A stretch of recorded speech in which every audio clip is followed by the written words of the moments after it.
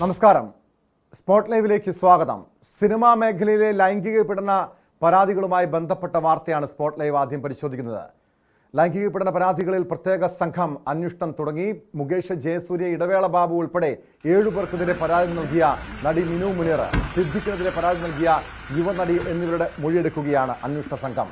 അന്വേഷണ ഉദ്യോഗസ്ഥനായ S Ajitha Begum, G പൂങ്കുടിലി എന്നിവർ ആലുവയിലെ ഫ്ളാറ്റിലെത്തിയാണ് മിനു മുനീറിന്റെ മൊഴിയെടുക്കുന്നത്.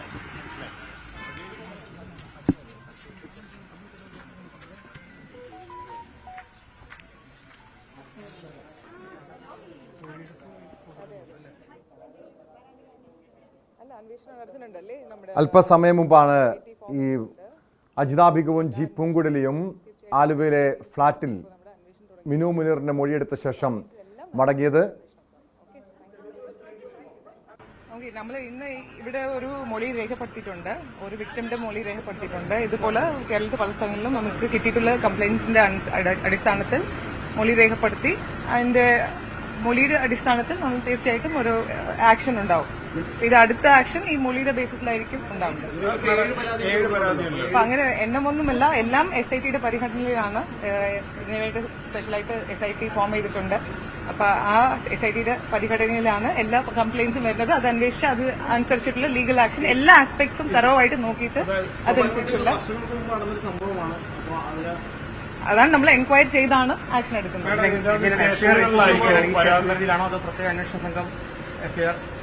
അല്ല, രജിസ്ട്രേഷൻ അതായത് ലോക്കൽ പോലീസ് സ്റ്റേഷനിൽ ചെയ്തിട്ട് പിന്നീട് നമുക്ക് SITക്ക് ഇൻവെസ്റ്റിഗേഷൻ ഹാൻഡ് ഓവർ ചെയ്യുന്നത് SITക്ക് SIT ആണ് ചെയ്യുന്നത്. ഇത്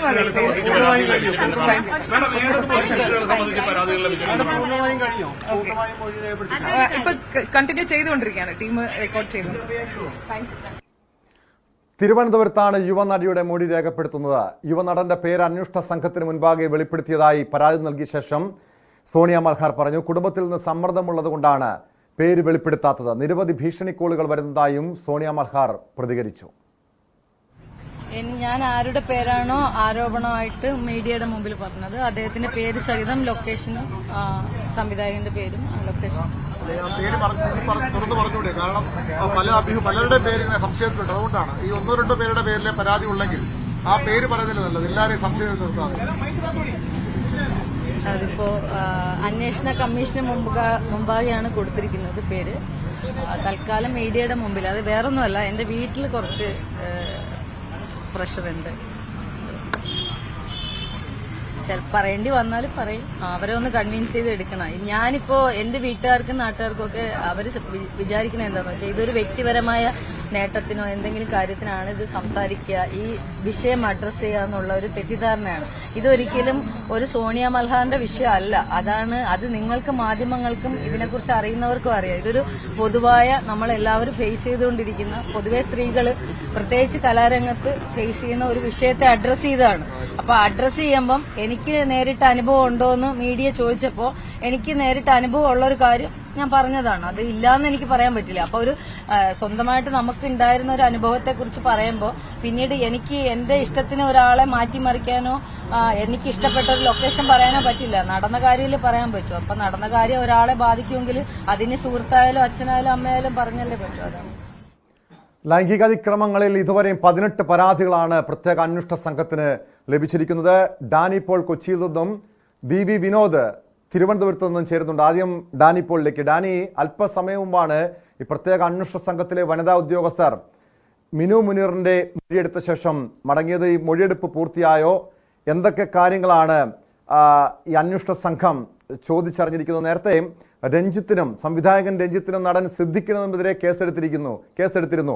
ഈ മിനു മുനീറിന്റെ പരാതിയിൽ അന്വേഷണം ആരംഭിച്ച ഈ പ്രത്യേക അന്വേഷണ സംഘം ഇനി മറ്റ് തുടർ നടപടികളിലേക്ക് ഉടൻ തന്നെ നീങ്ങുമോ? ഈ പരാതിയിൽ ഉൾപ്പെട്ട പേരുകൾ, അതായത് 7 പേർ, സിദ്ദിഖ്, ജയസൂര്യ ഉൾപ്പെടെ 7 പേർക്കെതിരെയാണ് മിനു മുനീർ പരാതി സമർപ്പിച്ചിരിക്കുന്നത്. ഈ മൊഴി വിശദമായി പരിശോധിച്ച ശേഷം മാത്രമായിരിക്കുമോ ഇവർക്കെതിരെ കേസെടുക്കുക?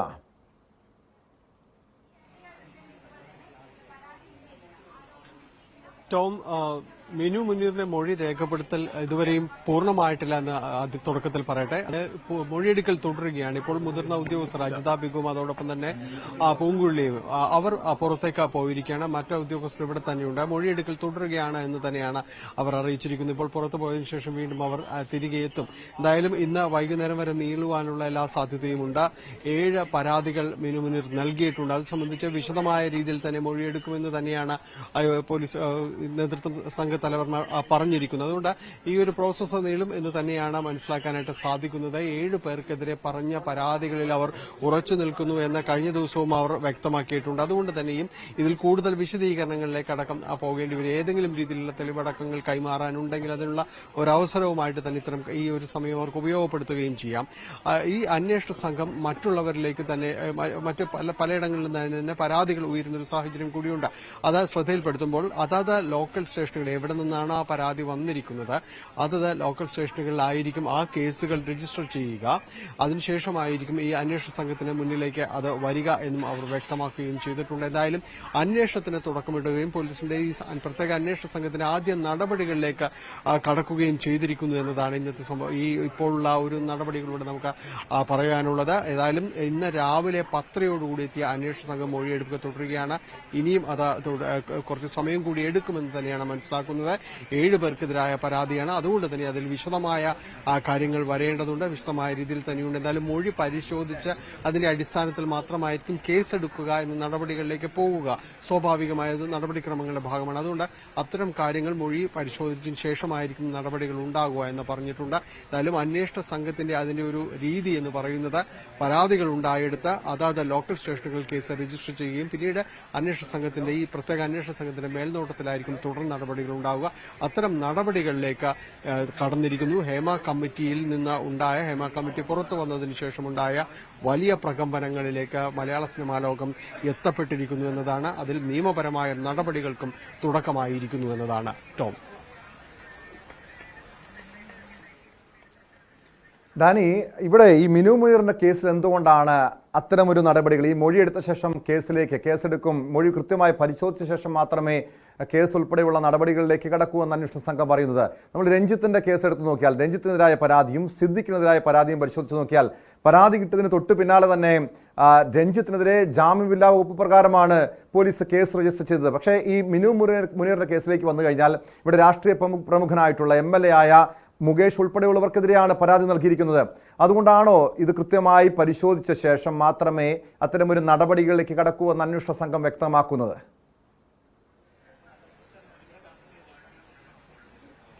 ടോം, 7 പേർക്കെതിരാണ് ഇവർ പരാതി നൽകിയിരിക്കുന്നത്. പല കാലങ്ങളിലായുള്ള ആ പരാതികൾ അടക്കമുള്ള കാര്യങ്ങളാണ്. എന്തായാലും അവരുടെ മൊഴി അതിൽ വിശദമായി രേഖപ്പെടുത്തേണ്ടതുണ്ട് എന്ന് തന്നെയാണ് അവർ വ്യക്തമാക്കുന്നത്. സ്വാഭാവികമായി അതിൽ ഏതെങ്കിലും രീതിയിലുള്ള വിശദീകരണങ്ങളോ കാര്യങ്ങളോ എല്ലാം ഉണ്ട്. വ്യത്യസ്ത സാഹചര്യങ്ങളിലുള്ള കാര്യങ്ങളാണ് ഇതിൽ ഉണ്ടായിരിക്കുന്നത്. അതിന്റെ ഒരു കാര്യങ്ങളും വിവിധ മേഖലകളിൽ, അതായത് ഒരു സ്ഥലത്ത് നടന്ന ഒരു ക്രൈമായിട്ടല്ല, പല സാഹചര്യങ്ങളിലായിട്ട് അത് ഉൾപ്പെട്ടിട്ടുള്ളത്, പല സ്ഥലങ്ങളിലായിട്ടാണുള്ളത്, പല ലൊക്കേഷനുകളിലായിട്ടാണുള്ളത്. അപ്പോൾ ഇത്തരം കാര്യങ്ങളിൽ കൃത്യമായ രീതിയിലുള്ള ഒരു വിശദീകരണങ്ങളും കാര്യങ്ങളും വേണ്ടിവരും. ഒപ്പം സിനിമയ്ക്ക് പുറത്തുള്ളവർ കൂടി ഇതിൽ ഉൾപ്പെട്ടിരിക്കുന്നു. 7 പേർ ഇതിൽ അടങ്ങിയിട്ടുണ്ട്. അതിൽ 4 പേർ നടന്മാരും മറ്റു സിനിമയുമായി ബന്ധപ്പെട്ട് അവരുമൊക്കെ തന്നെയാണ്. നേരിട്ട് സിനിമയുമായി ബന്ധപ്പെടാത്തവരുണ്ട്.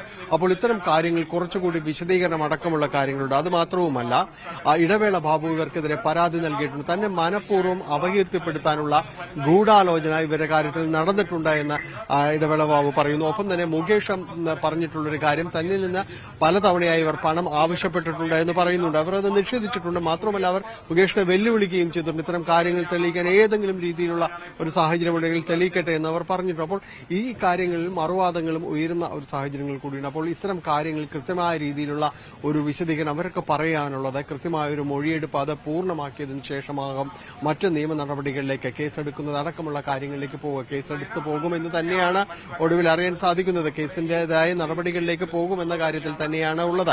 അതിൽ കേസെടുക്കാതെ പോകുന്ന ഒരു സാഹചര്യമല്ല ഉള്ളത്. പക്ഷേ ഇവരുടെ ഇത്തരം കാര്യങ്ങളെല്ലാം വിശദമായ രീതിയിൽ തന്നെയുള്ള മൊഴി രേഖപ്പെടുത്തുന്ന അടക്കമുള്ള കാര്യങ്ങൾ സാങ്കേതികമായി പൂർത്തിയാക്കിയതിനു ശേഷമായിരിക്കും നടപടികളിലേക്ക് നീങ്ങുക എന്നതാണ് ടോം സൂചിപ്പിക്കുന്നത്.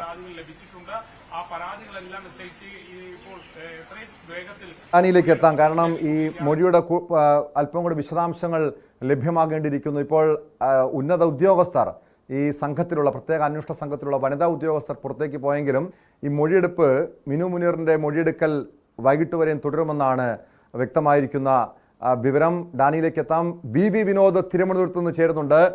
വിനോദ്, സോണിയ മൽഹാർ നേരത്തെ പ്രതികരിച്ചത് ഇതൊരു സോണിയ മൽഹാറിന്റെ മാത്രം പ്രശ്നമല്ല, സിനിമാ മേഖലയിലെ ലൈംഗിക ചൂഷണത്തിന് ഇരകളായ നിരവധി നടിമാരുടെ പ്രശ്നമാണ് ഇത്.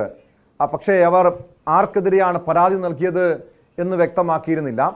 പക്ഷെ പുതിയതായി ഇപ്പോൾ ഇതുവരെയും ലഭ്യമായ വിവരങ്ങളനുസരിച്ച് 18 പേർക്കെതിരെ പ്രത്യേക അന്വേഷണ സംഘത്തിന് മുന്നിൽ പരാതി ലഭിച്ചിട്ടുണ്ട്. ഇതിൽ കൂടുതൽ പരാതികളുള്ളത് നടൻ ജയസൂര്യയ്ക്കും മുകേഷിനും ഉൾപ്പെടെയുള്ളവർക്കെതിരെയാണ്.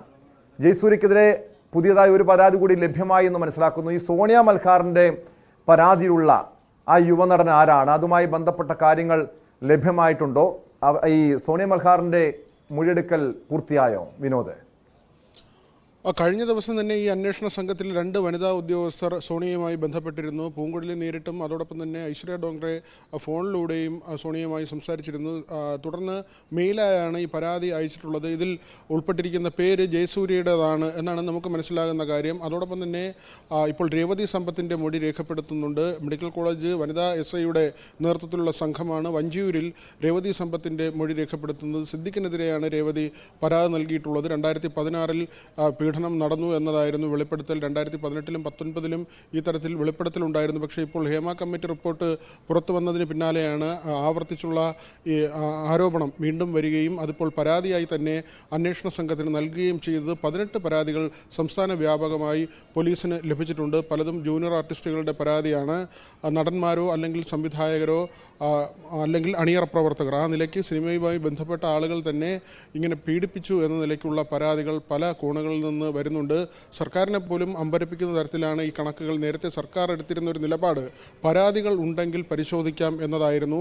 സജി ചെറിയാൻ ആ നിലയ്ക്ക് പറയുകയും പ്രതിപക്ഷത്തിൻ്റേത് മാത്രമല്ല പൊതുവിൽ സിനിമാ ലോകത്ത് നിന്ന് തന്നെ വലിയ വിമർശനം ഉയർന്നു വരികയും ചെയ്തു. എന്നാൽ പിന്നീട് ഈ സമ്മർദ്ദങ്ങൾക്ക് പിന്നാലെ തന്നെ സർക്കാർ പ്രത്യേക അന്വേഷണ സംഘത്തിന് രൂപം നൽകി. ഈ അന്വേഷണ സംഘം രൂപീകരിച്ച ശേഷം 2 ദിവസങ്ങളിലായി 18ഓളം പരാതികളാണ് ലഭിച്ചത്. അതുതന്നെ വലിയൊരു സംഖ്യയായി കണക്കാക്കുന്നു. വരും ദിവസങ്ങളിലും ഈ തരത്തിലുള്ള പരാതികൾ ഉണ്ടാകുമെന്ന് തന്നെയാണ് വിലയിരുത്തുന്നത്. മാത്രവുമല്ല മാധ്യമങ്ങളിലൂടെ ഈ വെളിപ്പെടുത്തൽ നടത്താത്ത ആളുകളും ഇപ്പോൾ പരാതിയുമായി രംഗത്തെത്തിയിട്ടുണ്ട്. ക്രൈംബ്രാഞ്ച് ADGP-യാണ് അന്വേഷണ സംഘത്തിന് മേൽനോട്ടം വഹിക്കുന്നത്. ഒരുപക്ഷേ ഗുരുതരമായ കുറ്റകൃത്യങ്ങൾ നടന്നു എന്ന് വ്യക്തമാകുന്ന കേസുകൾ അത് ക്രൈംബ്രാഞ്ച് അന്വേഷണത്തിന് കൈമാറാനുള്ള തീരുമാനം കൂടിയുണ്ട്. Thiruvananthapuram city police commissioner Spurgeon കുമാറാണ് അന്വേഷണ സംഘത്തിന് നേതൃത്വം നൽകുന്നത്. 4 ഉന്നതരായ വനിതാ IPS ഉദ്യോഗസ്ഥർ വനിതകളായ ഉദ്യോഗസ്ഥരെ കൂടി ഈ കമ്മിറ്റിയിൽ ഉൾപ്പെടുത്തിയിട്ടുണ്ട്. നിർഭയം സ്ത്രീകൾക്ക് പരാതി പറയാൻ കഴിയുന്ന തരത്തിലുള്ള ഒരു ടീമിനെ തന്നെയാണ് കോൺസ്റ്റിറ്റ്യൂട്ട് ചെയ്തിട്ടുള്ളത്. ഈ ടീമിൻ്റെ പ്രവർത്തനം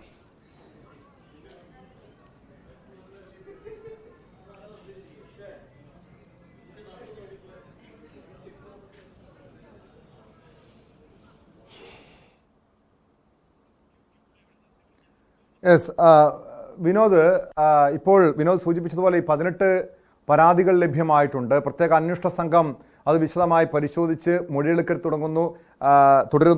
2 പേർക്കെതിരെ, അതായത് ഇതുവരെയും കേസെടുത്തിരിക്കുന്നത് രഞ്ജിത്തിനും സിദ്ദിഖിനുമെതിരെ മാത്രമാണ്. കൂടുതൽ പേർക്കെതിരായിട്ടുള്ള നടപടികൾ അത് ഉടൻ തന്നെ ഉണ്ടാകുമെന്ന് പ്രതീക്ഷിക്കാമോ? കാരണം സിദ്ദിഖിനെതിരെ ബലാത്സംഗ കേസാണ്, രഞ്ജിത്തിനെതിരെ ജാമ്യമില്ലാ വകുപ്പ് പ്രകാരമാണ്. അങ്ങനെയെങ്കിൽ ഈ അറസ്റ്റ് ഉൾപ്പെടെയുള്ള നടപടികളിലേക്ക് ഉടൻ തന്നെ കടക്കുമോ? അതോ ഇവർക്ക് ഈ 2 പേരും സിദ്ദിഖും നിയമോപദേശം തേടിയിട്ടുണ്ട്, ഒരു ജാമ്യാപേക്ഷയുമായി മുന്നോട്ട് നീങ്ങാനുള്ള നീക്കങ്ങൾ ആരംഭിച്ചിരിക്കുന്നു. രഞ്ജിത്തും ജാമ്യാപേക്ഷയുമായി ഹൈക്കോടതിയെ സമീപിക്കുന്നു. അതിനു മുൻപ് ഇവർക്കൊരു കോടതി ഈ കേസ് പരിഗണിക്കുന്നതിന് മുൻപ് ഒരു അറസ്റ്റ് ഉൾപ്പെടെയുള്ള നടപടികളിലേക്ക് ഈ അന്വേഷണ സംഘം കടക്കുമോ വിനോദ്? ടോം, ഇക്കാര്യത്തിൽ നേരത്തെ സിദ്ദിഖ് എടുത്തൊരു നിലപാട് മുൻകൂർ ജാമ്യാപേക്ഷയുമായി പോകുന്നില്ല എന്നതാണ്. പക്ഷേ ഇപ്പോൾ ജാമ്യമില്ലാ വകുപ്പ് പ്രകാരം കേസെടുത്തിരിക്കുന്നു. അറസ്റ്റിൻ്റെ സാധ്യതകൾ വിലയിരുത്തപ്പെടുന്നുണ്ട്. അതുകൊണ്ട് തന്നെ മുൻകൂർ ജാമ്യാപേക്ഷയുമായി മുന്നോട്ട് പോകാനുള്ള നടപടികളാണ് ഉള്ളതെന്ന കാര്യമാണ് നമുക്ക് മനസ്സിലാക്കാൻ കഴിയുന്നത്. സിദ്ദിഖ് അഭിഭാഷകരുമായി ഇത് സംബന്ധിച്ച ചർച്ചകൾ നടത്തിയെന്ന വിവരവും പുറത്തു വരുന്നുണ്ട്. ഏതായിരുന്നാലും 2 പേർക്കെതിരെയും രഞ്ജിത്തിനെതിരെയും ഈ നിലയ്ക്ക് തന്നെയാണ്. ബംഗാളി ചലച്ചിത്ര താരത്തിൻ്റെ പരാതിയിലാണ് രഞ്ജിത്തിനെതിരെ കേസെടുത്തിട്ടുള്ളത്. അതിലും ജാമ്യമില്ലാ വകുപ്പാണ് ചുമത്തിയിട്ടുള്ളത്. സിദ്ദിഖിൻ്റെ കാര്യത്തിലും ആ നിലയ്ക്ക് തന്നെയാണ്. കൂടുതൽ FIRകൾ രജിസ്റ്റർ ചെയ്യാനുള്ള സാധ്യതയുണ്ട്. അതായത് ചലച്ചിത്ര രംഗത്തുള്ള കൂടുതൽ പേർക്കെതിരെ കേസുകൾ വരാനുള്ള ഒരു സാഹചര്യമാണ്. ഇതിനിടയിലാണ് ഈ കോൺക്ലേവുമായി ബന്ധപ്പെട്ട ആ വിവാദവും ഉയർന്നു വരുന്നത്. ഇരകളെയും വേട്ടക്കാരെയും ഒരുമിച്ചിരുത്തി ഏത് നിലയ്ക്കാണ് കോൺക്ലേവ് സംഘടിപ്പിക്കുക എന്ന ചോദ്യമാണ് ഉയരുന്നത്. ഈ കോൺക്ലേവ് നടത്താൻ സമ്മതിക്കില്ലെന്ന് പ്രതിപക്ഷം ഇതിനകം വ്യക്തമാക്കുകയും ചെയ്തു.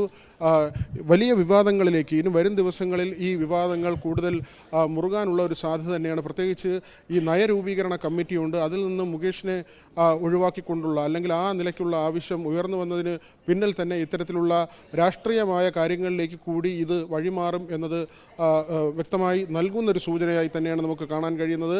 മാത്രമല്ല CPMൻ്റെ ഒരു നേതാവായി MLA ആയി മുകേഷ് ഇങ്ങനെ തുടരുമ്പോൾ അത് വരും ദിവസങ്ങളിൽ വലിയ രാഷ്ട്രീയ വിവാദങ്ങളിലേക്ക് കൂടി കാര്യങ്ങളെ കൊണ്ടുപോകും. മുകേഷിൻ്റെ രാജി എന്ന ആവശ്യം ഒരു വശത്ത് ഉയരുന്നുണ്ട്. അതേസമയം തന്നെ കോൺഗ്രസിൻ്റെ MLAമാർ നേരത്തെ M. വിൻസെൻ്റ് ഉൾപ്പെടെയുള്ള ആളുകൾക്കെതിരെ ഇത്തരത്തിൽ വിവാദം ഉയർന്നു വന്നപ്പോൾ അവരാരും തന്നെ രാജിവെച്ചില്ല എന്നൊരു കാര്യമാണ് സർക്കാർ കേന്ദ്രങ്ങൾ ഉയർത്തുന്നത്. ഈ നിലയ്ക്ക് ഇപ്പോൾ സിനിമാ ലോകത്ത് നിന്ന് ഉയർന്നു വരുന്നൊരു വിവാദം അത് രാഷ്ട്രീയത്തിലും ബാധിക്കുന്നു, രാഷ്ട്രീയ വിവാദമായി കൂടി മാറുന്നു എന്നൊരു സാഹചര്യം കൂടിയുണ്ട്. ഏതായിരുന്നാലും പോലീസിൻ്റെ അന്വേഷണം മുന്നോട്ട് പോവുകയാണ്. ഇനി കോടതി പരിഗണിക്കേണ്ടതുണ്ട്.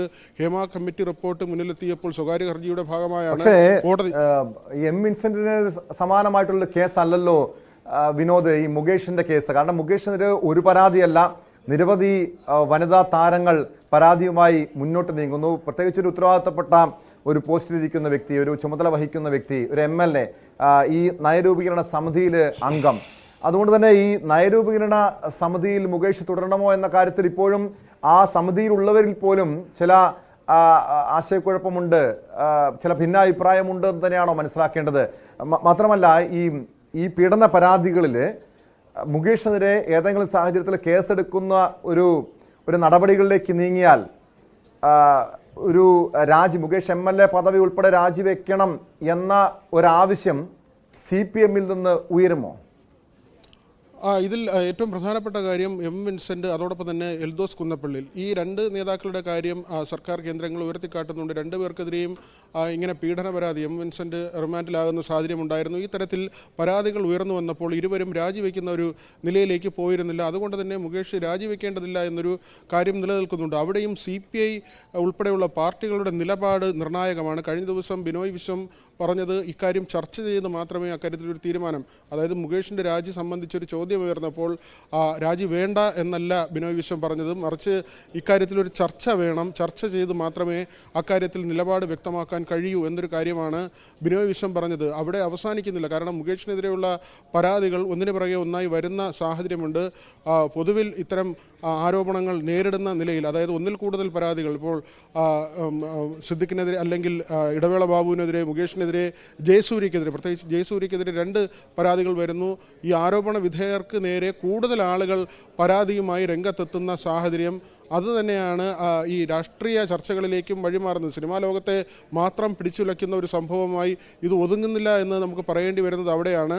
മറിച്ച് ഈ കോൺക്ലേവ് തടയും, ഈ നിലയ്ക്ക് ഇപ്പോൾ നടത്താൻ തീരുമാനിച്ച നിലയ്ക്ക് കോൺക്ലേവ് നടത്തിയാൽ അത് തടയുമെന്ന് പ്രതിപക്ഷം പറയുന്നു. മുകേഷിനെതിരെയുള്ള ആക്രമണം കടുപ്പിക്കുകയും ചെയ്യുന്നു. ആ നിലയ്ക്ക് ഇതിനൊരു രാഷ്ട്രീയ മാനം കൂടി ഒരു വശത്ത് കൈവരുന്നു എന്നത് വസ്തുതാപരമായ കാര്യമാണ്. അതേസമയം ഹേമ കമ്മിറ്റി റിപ്പോർട്ടിൽ പറയുന്ന അത്യന്തം ഗൗരവമായ വിഷയങ്ങൾ കോടതി അടുത്ത തവണ ഈ കേസ് പരിഗണിക്കുമ്പോൾ ഒരുപക്ഷെ സർക്കാർ എന്ത് നടപടി സ്വീകരിച്ചു എന്ന ചോദ്യം ഉയരാം. അവിടെ അങ്ങനെ ഒരു ചോദ്യത്തെ പ്രതിരോധിക്കാൻ കൂടി സർക്കാരിന് ഇപ്പോഴത്തെ നടപടികൾ ഗുണകരമാകും, അല്ലെങ്കിൽ അത് പ്രയോജനപ്പെടുത്താൻ കഴിയും.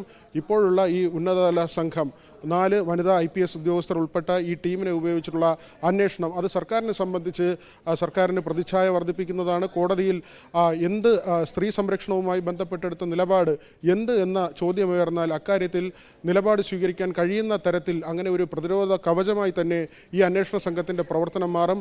വളരെ പെട്ടെന്ന് തന്നെ ഈ വെളിപ്പെടുത്തലുകൾ നടത്തിയ ആളുകളിൽ നിന്ന് മൊഴി രേഖപ്പെടുത്തുന്നതിനുള്ള നടപടിയുമായി അന്വേഷണ സംഘം മുന്നോട്ട് പോകുന്നു എന്നതും ശ്രദ്ധേയമാണ്. ഈ ടീം കോൺസ്റ്റിറ്റ്യൂട്ട് ചെയ്തതിൻ്റെ തൊട്ടടുത്ത ദിവസം തന്നെ ഈ വെളിപ്പെടുത്തൽ നടത്തിയ ആളുകളെ ബന്ധപ്പെടുകയും അവരിൽ നിന്ന് പരാതികൾ സ്വീകരിക്കുകയും ചെയ്തു. ഇപ്പോഴും മൊഴിയെടുപ്പ് നടപടികൾ പുരോഗമിക്കുകയാണ്. തിരുവനന്തപുരത്തും കൊച്ചിയിലുമായി ഈ മൊഴിയെടുപ്പ് പുരോഗമിക്കുന്നു. സിദ്ദിഖിനെതിരെ ഗുരുതരമായ വെളിപ്പെടുത്തൽ, ബലാത്സംഗം ചെയ്തു എന്ന വെളിപ്പെടുത്തൽ നടത്തിയ യുവനടിയിൽ നിന്നാണ് മൊഴി രേഖപ്പെടുത്തുന്നത്. വഞ്ചിയൂരിൽ ഇപ്പോഴും മൊഴി രേഖപ്പെടുത്തുന്ന നടപടി തുടരുകയാണ്. മ്യൂസിയം വനിതാ SIയുടെ നേതൃത്വത്തിലുള്ള സംഘമാണ് ഈ മൊഴി രേഖപ്പെടുത്തുന്നത്. വളരെ പെട്ടെന്ന് തന്നെ 18 പരാതികൾ അന്വേഷണ സംഘത്തിൻ്റെ മുന്നിലേക്ക് വരുന്നു എന്നൊരു സാഹചര്യമുണ്ട്. അവിടെ നമ്മൾ മനസ്സിലാക്കേണ്ട കാര്യം, സിദ്ദിഖിൻ്റെ പരാതിയുണ്ട്. സിദ്ദിഖ് ഈ നിലയ്ക്ക് പരാതി നൽകിയിട്ടുണ്ട്. മുകേഷ് പരാതിയുമായി രംഗത്തുണ്ട്. അദ്ദേഹത്തിനെതിരെയുള്ള ഗൂഢാലോചനയാണെന്ന പരാതി മുകേഷും നൽകുന്നു. സിദ്ദിഖും ആ നിലയ്ക്ക് തന്നെയാണ്. ഏതായിരുന്നാലും ഇങ്ങനെ ഒരു സാഹചര്യം നിലനിൽക്കുമ്പോൾ തീർച്ചയായും അതുതന്നെയാണ് ഇനി പരിശോധിക്കേണ്ട വിഷയം. ഇത്തരത്തിലുള്ള പരാതികളും നടന്മാരും ഈ നടിമാർക്കെതിരെ, പരാതിക്കാർക്കെതിരെ പരാതിയുമായി മുന്നോട്ട് നീങ്ങുന്നു. വിനോദ് തുടരുക. ഡാനി പോൾ, കൊച്ചിയിൽ നിന്ന് ഡാനി പോൾ വീണ്ടും ചേരുന്നുണ്ട്. ഡാനി, ഇന്നലെ മുകേഷ് മിനു മുനീറിനെതിരെ, ഈ പരാതിക്കാരിയായ മിനു മുനീറിനെതിരെ ഗുരുതരമായ ആരോപണം ഉന്നയിച്ച് രംഗത്തെത്തിയിരുന്നു. അതായത് ഈ പരാതിക്ക് പിന്നെ ഒരു ബ്ലാക്ക് മെയിലിംഗ് ഉണ്ട്. ഇതിനു മുൻപ് പണം ആവശ്യപ്പെട്ടുകൊണ്ട് മിനു മുനീർ തന്നെ സമീപിച്ചിരുന്നു. അത് കൊടുക്കാത്തതിൻ്റെ വിരോധത്തിലാണ് ഇതുപോലുള്ള ഒരു പീഡന പരാതിയുമായി മിനു മുനീർ രംഗത്തെത്തിയതെന്ന ഒരാരോപണമാണ് മുകേഷ് ഇന്നലെ വാർത്താക്കുറിപ്പിലൂടെ വ്യക്തമാക്കിയത്. മാത്രമല്ല സിദ്ദിഖ്, ഇടവേള ബാബു ഉൾപ്പെടെയുള്ളവരും ഈ പരാതിക്കാർക്കെതിരെ പരാതിയുമായി പോലീസിനെ സമീപിച്ചിരിക്കുന്നു.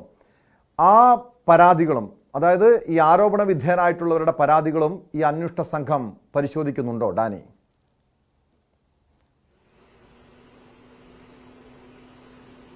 ടോം, സ്വാഭാവികമായും അതുകൂടി പരിശോധിക്കേണ്ടി വരും. കാരണം എന്താ വെച്ചാൽ അവർക്കും അവരുടേതായ അവകാശങ്ങളുണ്ട്. അതുകൊണ്ട് തന്നെ സ്വാഭാവികമായും ഇവർ ഉന്നയിച്ച കാര്യങ്ങൾ അത് എത്രത്തോളം സത്യമാണ്, അവർ അത് വെറുതെ ഒരു വാദത്തിന് വേണ്ടി പറയുകയാണോ, അതോ നിലനിൽക്കാൻ വേണ്ടി ചിലത് തിരിച്ചു പറയുന്ന പോലെ അത് മാത്രമാണോ കാര്യമെന്നതടക്കം സ്വാഭാവികമായും പരിശോധിക്കും.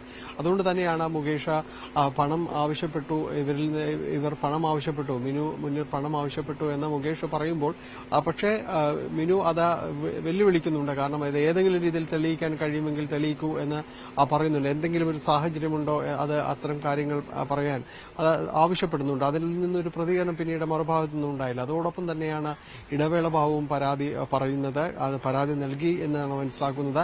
ഇതിൽ തന്നെ മനഃപൂർവ്വം അപകീർത്തിപ്പെടുത്താനുള്ള ബോധപൂർവമായ ഗൂഢാലോചന ഇക്കാര്യങ്ങളിലുണ്ട് എന്നാണ് അദ്ദേഹം പറയുന്നത്. അപ്പോൾ ഇവർ രണ്ടുപേരും തന്നെയോ അവർ നൽകുന്ന പരാതികളും സ്വാഭാവികമായും ഈ പ്രത്യേക അന്വേഷണ സംഘത്തിന് മുന്നിലേക്ക് തന്നെ എത്തും. ഇത്തരം മൊഴിയെടുപ്പിൽ അതുകൂടി ചോദിച്ചു പോകുമെന്ന് തന്നെയാണ് അറിയാനായിട്ട് സാധിക്കുന്നത്. ഇവർക്കെതിരെ വന്നിരിക്കുന്ന പരാതികളുടെ ഒരു സാങ്കത്യം എന്താണ്, അത്തരം കാര്യങ്ങളിൽ എന്ത് വിശദീകരണമാണ് ഇവർക്ക് നൽകാനുള്ളത്, ഇവർ പറയുന്ന കാര്യങ്ങളിൽ മറുഭാഗവും പ്രത്യേകിച്ച് തെളിവുകളോ കാര്യങ്ങളോ ഒന്നും തന്നെ ഇതുവരെയും പുറത്തുവിട്ടിട്ടില്ല. അവർ വെറുതെ വാക്കായി പറയുന്ന കാര്യങ്ങളാണോ, ഒരു ആക്ഷേപമായി ഒരു ആരോപണമായി ഉയർത്തിക്കൊണ്ടുവരുന്ന വിഷയമാണോ എന്നും ഇതുവരെയും മനസ്സിലായിട്ടില്ല. അത്തരം കാര്യങ്ങളാണെങ്കിൽ അതിന് കൃത്യമായ രീതിയിൽ തെളിവുകൾ അടക്കം നൽകേണ്ടതുണ്ട്, പരിശോധിക്കേണ്ടതുണ്ട്. അപ്പോൾ സ്വാഭാവികമായും അവർ ഉയർത്തിക്കൊണ്ടുവന്ന കാര്യങ്ങൾ അത് ഒരു ആരോപണത്തിനപ്പുറം മറ്റെന്ത് കഴമ്പാണ് അതിലുള്ളത് എന്നതടക്കമുള്ള കാര്യങ്ങൾ പരിശോധിക്കേണ്ടതുണ്ട്. സ്വാഭാവികമായും ഈ അന്വേഷണ സംഘത്തിന് മുന്നിലേക്ക് അത്തരം വിഷയങ്ങൾ കൂടിയെത്തും.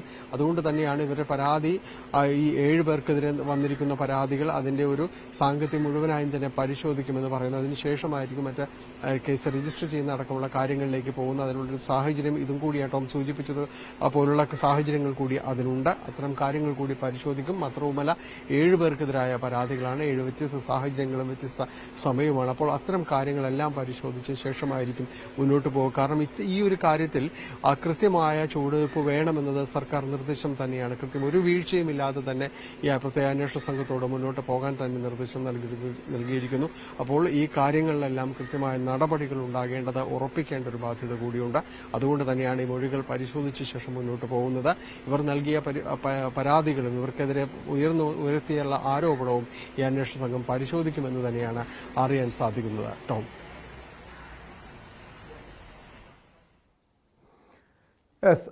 ഡാനി തുടരുക. വിനോദിലേക്ക് വീണ്ടും. വിനോദ്, നടൻ ജയസൂര്യക്കെതിരെ 2 പരാതികളാണ് ഇതുവരെയും ലഭിച്ചിരിക്കുന്നത്. അതിലൊന്ന് സോണിയ മൽഹാറിന്റെ പരാതിയാണെന്നാണ് മനസ്സിലാക്കുന്നത്. പക്ഷെ അവർ ഇക്കാര്യത്തിൽ പേര് വ്യക്തമാക്കിയിട്ടില്ല. എങ്കിൽ പോലും ആ രീതിയിലുള്ള ചില സൂചനകളുണ്ട്. പക്ഷെ ഇതുവരെയും പല നടന്മാരും, ഈ ആരോപണ വിധേയരായിട്ടുള്ളവരെല്ലാം പ്രതികരണവുമായി രംഗത്തെത്തിയിരുന്നു. അവർ നിയമ നടപടിയുമായി മുന്നോട്ട് പോകുന്നു. പക്ഷേ ജയസൂര്യയുടെ ഭാഗത്തു നിന്നുള്ള പ്രതികരണം ഇതുവരെയും ലഭ്യമായിട്ടുണ്ടോ? ഈ പരാതികളിൽ ജയസൂര്യക്കെതിരെ ജയസൂര്യ ഏതെങ്കിലും രീതിയിൽ ഒരു പ്രതികരണവുമായി സമൂഹ മാധ്യമങ്ങളിലെ മറ്റോ പ്രതികരണവുമായി രംഗത്തെത്തിയിരുന്നോ? ജയസൂര്യക്കെതിരെ കൂടുതൽ ആളുകൾ അത് ഇതുവരെയും ഞാൻ മനസ്സിലാക്കുന്നതനുസരിച്ച് മിനു മുനീർ പറഞ്ഞത് പിന്നിൽ നിന്നും അവരെ കയറി പിടിച്ചു. സോണിയ മൽഹാറിൻ്റെതാണ് രണ്ടാമത്തെ പരാതി. കൂടുതൽ സ്ത്രീകൾ, കൂടുതൽ വനിതാ താരങ്ങൾ ഇനി പരാതിയുമായി രംഗത്തെത്താനുള്ള സാധ്യതയുണ്ടോ വിനോദ്? ടോം, ഇതിൽ രഞ്ജിത്തിന്റെ വിശദീകരണം, അല്ലെങ്കിൽ സിദ്ദിഖിന്റെ വിശദീകരണം, മണിയമ്പിള്ള രാജുവിന്റെ പ്രതികരണം, അങ്ങനെ പലരുടെയും പ്രതികരണങ്ങൾ ഇതിനകം തന്നെ പുറത്തു വന്നിട്ടുണ്ട്. അവരെല്ലാം അവരുടെ നിരപരാധിത്വം വെളിപ്പെടുത്തി, അല്ലെങ്കിൽ അങ്ങനെ നിലപാട് സ്വീകരിച്ചാണ് അവരുടെ വാക്കുകൾ. എന്നാൽ ഇതുവരെയും ജയസൂര്യ ഇക്കാര്യത്തിൽ ഒരു പ്രതികരണം നടത്തിയിട്ടില്ല. തിരുവനന്തപുരത്തു നിന്നുള്ള പരാതിയിൽ, സോണിയയുടെ പരാതിയിൽ സോണിയ പരസ്യമായി പേര് പറയുന്നില്ലെങ്കിലും നമ്മൾ മനസ്സിലാക്കുന്നത് അതിൽ ഉൾപ്പെട്ടിട്ടുള്ള പേര് ജയസൂര്യയുടെ തന്നെയാണ്. അതേസമയം കൊച്ചിയിൽ നിന്നുള്ള മെനുവിൻ്റെ പരാതിയിൽ കൃത്യമായി പറയുന്നത് ജയസൂര്യയുടെ പേര് തന്നെയാണ്. ആ നിലയ്ക്ക് ജയസൂര്യയുടെ ഒരു പ്രതികരണം അത് ഏവരും പ്രതീക്ഷിക്കുന്നതാണ്. പക്ഷേ ഇതുവരെയും ജയസൂര്യയുടെ ഭാഗത്ത് നിന്ന് അങ്ങനെ ഒരു പ്രതികരണമോ വിശദീകരണമോ ഉണ്ടായിട്ടില്ല എന്നതാണ്. അമ്മയിലും വലിയ ഭിന്നതയാണ് നിലനിൽക്കുന്നത്. 4 യുവതാരങ്ങൾ, എക്സിക്യൂട്ടീവിലുള്ള 4 പേരാണ്. അവർ ഈ പൂർണ്ണമായും കമ്മിറ്റി പിരിച്ചു വിട്ടതിനെതിരെ രംഗത്തെത്തുന്ന സാഹചര്യമുണ്ട്. ജഗദീഷിന് ഉൾപ്പെടെ വ്യത്യസ്ത അഭിപ്രായമുണ്ട്. കാരണം മോഹൻലാൽ പ്രസിഡന്റ് ഇക്കാര്യത്തിൽ ഒരു വിശദീകരണം നൽകേണ്ടതായിരുന്നു. അതല്ലാതെ കമ്മിറ്റി അപ്പാടെ പിരിച്ചുവിട്ട് ഇങ്ങനെ ഒളിവിൽ പോകുന്ന തരത്തിൽ മാറി നിൽക്കുന്നത് ശരിയല്ല, നിലപാട് പറയേണ്ടതായിരുന്നു എന്നൊരു അഭിപ്രായം പൊതുവിൽ അമ്മയിൽ തിരഞ്ഞെടുക്കപ്പെട്ട കമ്മിറ്റി അംഗങ്ങൾക്കിടയിലുണ്ട്, അമ്മയിലെ അംഗങ്ങൾക്കിടയിലുണ്ട്. അമ്മയിൽ അംഗങ്ങളല്ലാത്ത ചലച്ചിത്ര താരങ്ങൾക്ക് അത്തരത്തിലുള്ള അഭിപ്രായമുണ്ട്. അതായത് സിനിമാ ലോകത്ത് തന്നെ ഇത് സംബന്ധിച്ച് വലിയ ഭിന്നതയും തർക്കവും നിലനിൽക്കുന്നുണ്ട്. അവിടെയാണ് ഇനിയുള്ള കാര്യങ്ങൾ. അവിടെ എക്സിക്യൂട്ടീവ് യോഗം ചേരുമെന്ന് പറഞ്ഞിരുന്നെങ്കിലും പിന്നീട് ആ തീയതി മാറ്റുകയായിരുന്നു. അതിനപ്പുറത്തേക്ക് അഡ്ഹോക് കമ്മിറ്റി വേണം. അമ്മയുടെ സംഘടനാപരമായ കാര്യങ്ങൾ മുന്നോട്ട് പോകുന്നതിന് മറ്റൊരു കമ്മിറ്റിയെ തിരഞ്ഞെടുക്കേണ്ടതുണ്ട്. അക്കാര്യത്തിലും ഒരു തീരുമാനമായിട്ടില്ല. ഇനി അടുത്ത ജനറൽ ബോഡി അത് സംബന്ധിച്ചുള്ള തീരുമാനമായിട്ടില്ല. തിരഞ്ഞെടുപ്പ് 3 മാസത്തിനുള്ളിൽ ഉണ്ടാകുമെന്ന് പറയുമ്പോഴും അത് ഏത് തരത്തിലായിരിക്കും എന്നത് സംബന്ധിച്ചുള്ള ഒരു ധാരണയും ഇതുവരെ ഏതെങ്കിലും പ്രധാനപ്പെട്ട താരങ്ങൾ ആരും തന്നെ പറയുന്ന ഒരു സാഹചര്യവുമില്ല. അങ്ങനെ അമ്മയിൽ തന്നെ മുഴുവൻ അടിമുടി ആശയക്കുഴപ്പവും ഭിന്നതയും നിലനിൽക്കുന്നൊരു സാഹചര്യമുണ്ട്. അവിടെയാണ് അന്വേഷണം ഒരു വഴിക്ക് ദ്രുതഗതിയിൽ പോകുന്നതും. വളരെ പെട്ടെന്ന് തന്നെ ഈ പരാതി നൽകിയ, അല്ലെങ്കിൽ പരാതി ഉന്നയിച്ച, ആരോപണം ഉന്നയിച്ച ജൂനിയർ ആർട്ടിസ്റ്റുകളിൽ നിന്നോ മറ്റ് നടിമാരിൽ നിന്നോ ഒക്കെ തന്നെ മൊഴി രേഖപ്പെടുത്തുന്ന നിലയിലേക്ക് അന്വേഷണ സംഘം മുന്നോട്ട് പോകുന്നത്. ഇപ്പോൾ അജിത ബീഗം, ഐശ്വര്യ ഡോങ്റെ, പൂങ്കുഴലി തുടങ്ങി പ്രധാനപ്പെട്ട 4 വനിതാ ഉദ്യോഗസ്ഥർ ഉൾപ്പെടുന്ന ഒരു 7-അംഗ പ്രത്യേക അന്വേഷണ സംഘം, അതിന് മേൽനോട്ടം വഹിക്കുന്നതിന് ക്രൈംസിൻ്റെ ADGP ഉണ്ട്. അതോടൊപ്പം തന്നെ ലോ ആൻഡ് ഓർഡർ ADGPയുടെ AIG ഉണ്ട്. അദ്ദേഹത്തിൻ്റെ ഓഫീസിനെ സഹായിക്കുന്ന AIG അതിലുണ്ട്. Crime branch SP മധുസൂദനുണ്ട്. ആ തരത്തിൽ ഉന്നതരായ ഉദ്യോഗസ്ഥരെല്ലാം അടങ്ങുന്ന ഒരു സംഘത്തെയാണ് മുഖ്യമന്ത്രിയുടെ ഓഫീസ് നിയോഗിച്ചത്. ആ സംഘത്തിൻ്റെ പ്രവർത്തനം ദ്രുതഗതിയിൽ മുന്നോട്ട് പോകുന്നു. മാത്രമല്ല ഈ ആരോപണം ഉന്നയിച്ച ആളുകളെ നേരിൽ കാണുക തന്നെ ചെയ്തു. കഴിഞ്ഞ ദിവസം തന്നെ ഇവരെല്ലാം തന്നെ നേരിൽ കാണുന്നതിനുള്ള ശ്രമം ഉന്നത ഉദ്യോഗസ്ഥർ നടത്തി. അതിനുശേഷം ഇവരിൽ നിന്ന് പരാതി സ്വീകരിക്കുകയായിരുന്നു. പലരും മെയിലായാണ് പരാതി അയച്ചത്. അതിന് തൊട്ട് പിന്നാലെ തന്നെ തിരുവനന്തപുരത്തും കൊച്ചിയിലുമായി ഈ മൊഴി രേഖപ്പെടുത്തുന്ന നടപടികളിലേക്കും പോകുന്നു. ഒരുപക്ഷെ ഈ ജാമ്യമില്ലാ വകുപ്പുകൾ എടുത്തിട്ടുള്ള കേസുകളിൽ, ബലാത്സംഗം പോലുള്ള കേസുകളിൽ പ്രതിസ്ഥാനത്തുള്ളവർ മുൻകൂർ ജാമ്യം എടുക്കാതിരിക്കുകയോ അല്ലെങ്കിൽ മുൻകൂർ ജാമ്യം തള്ളുകയോ ഒക്കെ ചെയ്യുന്ന സാഹചര്യത്തിൽ അറസ്റ്റ് ഉൾപ്പെടെ കടുത്ത നടപടികളിലേക്ക് കാര്യങ്ങൾ നീങ്ങാനുള്ള എല്ലാ സാഹചര്യമുണ്ട്. നമുക്കറിയാം, നടി ആക്രമിക്കപ്പെട്ട സമയത്ത് സർക്കാർ കൈക്കൊണ്ട തീരുമാനം അവിടെ മുഖം നോക്കാത്ത നടപടിയായിരുന്നു. പ്രധാനപ്പെട്ട താരം ദിലീപിൻ്റെ അറസ്റ്റ് അത് ഉണ്ടാകുമോ എന്നൊക്കെ സംശയിച്ച ആളുകളുണ്ട്. പക്ഷേ അവിടെ ഒരു ആശയക്കുഴപ്പവും ഇല്ലായിരുന്നു. ആശയ വ്യക്തതയോടുകൂടി തന്നെയാണ് സർക്കാർ മുന്നോട്ട് പോയത്. അറസ്റ്റ് ഉൾപ്പെടെ നടപടികളിലേക്ക് കാര്യങ്ങൾ നീണ്ടു. ആ നിലയ്ക്ക് ഇപ്പോഴും കാര്യങ്ങൾ അതാണ് ഇനി അറിയേണ്ടത്. ഇനി ഈ കടുത്ത നടപടിയിലേക്ക് സർക്കാർ നീങ്ങുമോ? ഈ പ്രധാനപ്പെട്ട താരങ്ങളുടെ സിദ്ദിഖ്, രഞ്ജിത്ത് എന്നിവർക്കെതിരെ ജാമ്യമില്ലാ വകുപ്പ് പ്രകാരമാണ് കേസെടുത്തിരിക്കുന്നത്. ഇനി കൂടുതൽ നടിമാരുടെ മൊഴികളെടുക്കുന്നു. അതിനുശേഷമായിരിക്കും കേസ് ഉൾപ്പെടെയുള്ള നടപടികൾ സ്വീകരിക്കണമോ, ഇവർക്കെതിരെ ഏതു വകുപ്പുകൾ ചുമത്തിയുള്ള കേസുകൾ എടുക്കണം എന്ന കാര്യം പരിശോധിക്കുക. എന്തായാലും പ്രത്യേക അന്വേഷണ സംഘം കൊച്ചിയിലും തിരുവനന്തപുരത്തുമായി പരാതിക്കാരുടെ മൊഴി രേഖപ്പെടുത്തുകയാണ്. ഈ വാർത്തകളിലേക്ക് തന്നെ മടങ്ങിയെത്താം ഇടവേളയ്ക്ക് ശേഷം.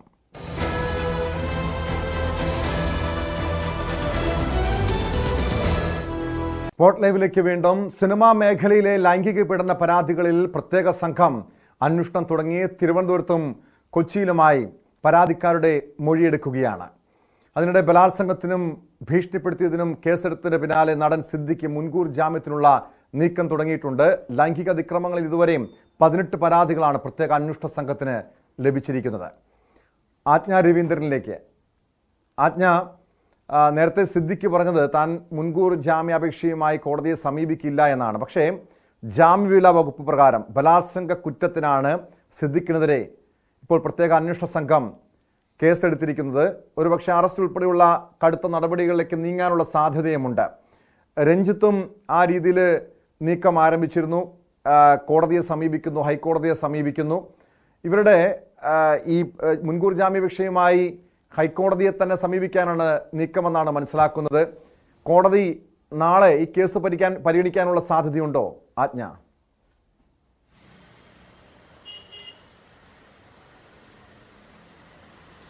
ടോം, 376 വകുപ്പ്, അതായത് ബലാത്സംഗത്തിനെതിരെയുള്ള ശിക്ഷാ നടപടിയാണ്. IPC 376 വകുപ്പ് പ്രകാരമാണ് സിദ്ദിഖിനെതിരെ കേസെടുക്കാൻ നീക്കമുണ്ടായിരിക്കുന്നത്. അതുകൊണ്ട് തന്നെ ഇത് ജാമ്യമില്ലാ വകുപ്പാണ്.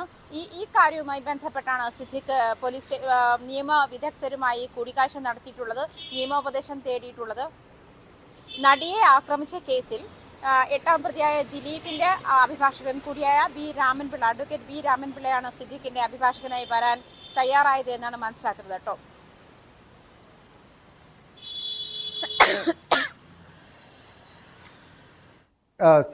ഈ രഞ്ജിത്ത് ആജ്ഞ, രഞ്ജിത്തും നിയമ നടപടിയിലേക്ക് നീങ്ങുകയാണ്. നേരത്തെ സിദ്ദിഖ് ഈ പരാതിക്കാരിക്കെതിരെ പരാതി നൽകിയിരുന്നു.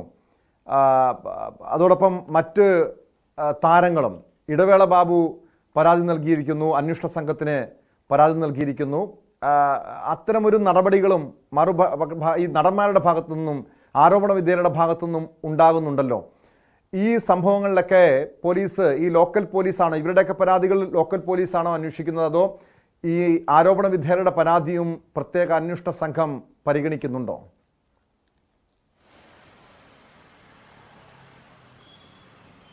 ഈ പ്രത്യേക അന്വേഷണ സംഘത്തിന് മുൻപെത്തിയിരിക്കുന്ന പരാതികളൊക്കെ ലോക്കൽ അതാത് സ്റ്റേഷനുകളിൽ അന്വേഷിക്കുമെന്നാണ് പ്രത്യേക അന്വേഷണ സംഘം അറിയിച്ചിരിക്കുന്നത്.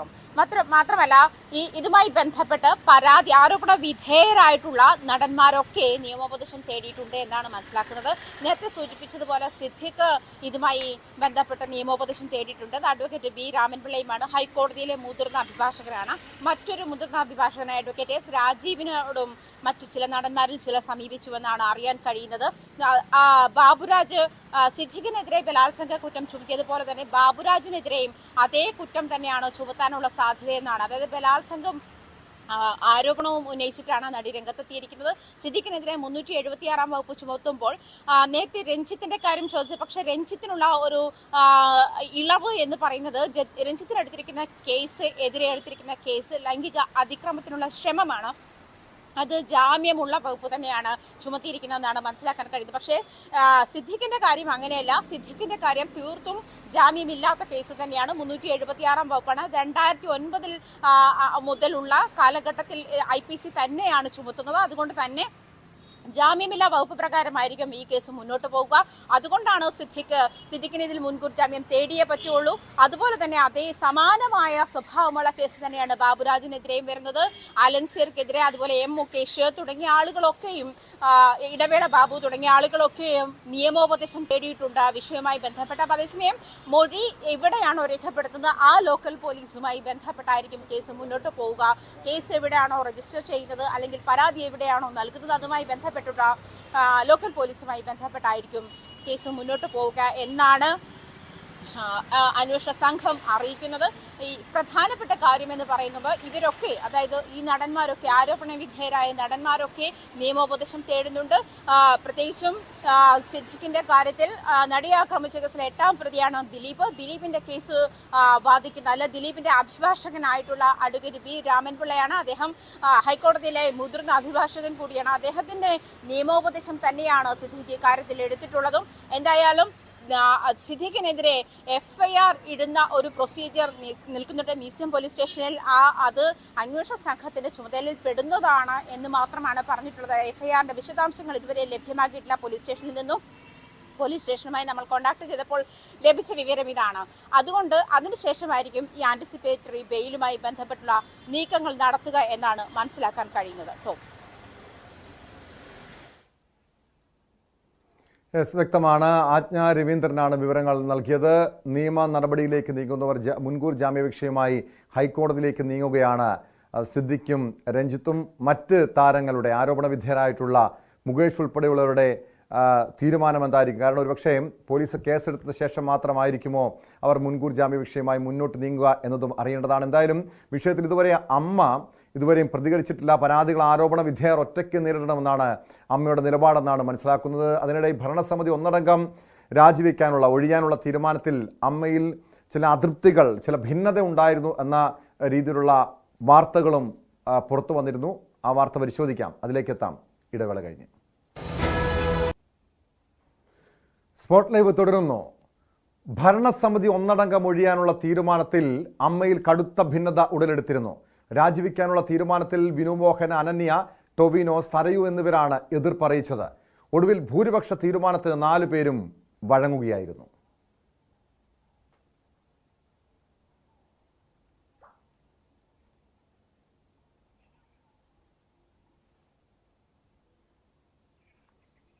വിഷയത്തിൽ അമ്മ ഇതുവരെയും പരസ്യ പ്രതികരണത്തിന് തയ്യാറായിട്ടില്ല. പരാതികൾ ആരോപണ വിധേയർ ഒറ്റയ്ക്ക് നേരിടണം എന്നാണ് അമ്മയുടെ നിലപാട്. നവമി ദിനേശ് കൊച്ചിയിൽ നിന്ന് ചേരുന്നുണ്ട്. നവമി, ഇന്നലെ ഇത് ഒറ്റക്കെട്ടായി എടുത്ത തീരുമാനമാണ്. അമ്മയുടെ ഭരണസമിതി അംഗങ്ങൾ പൂർണ്ണമായും ആ ഭരണസമിതിനെ തന്നെ പിരിച്ചുവിടണം എന്നത് ഒറ്റക്കെട്ടായി എടുത്ത തീരുമാനമെന്നായിരുന്നു പുറത്തു വന്ന വിവരങ്ങൾ. പക്ഷേ യുവതാരങ്ങൾ ടൊവിനോ തോമസ്, വിനു മോഹൻ, അനന്യ ഉൾപ്പെടെയുള്ളവർ ഈ ഭരണസമിതി തന്നെ പൂർണ്ണമായും ഒഴിയണം, രാജിവെക്കണം എന്നൊരു തീരുമാനത്തിൽ ചില ഭിന്നത, എതിർപ്പ് പ്രകടിപ്പിച്ചു എന്നാണ് ഒടുവിൽ അറിയാൻ കഴിഞ്ഞ വിവരം. അത് ഏത് രീതിയിൽ, അതായത് ഈ ആരോപണ വിധേയരെ മാത്രം മാറ്റി നിർത്തിയാൽ മതി എന്നായിരുന്നോ ഇവരുടെ നിലപാട്?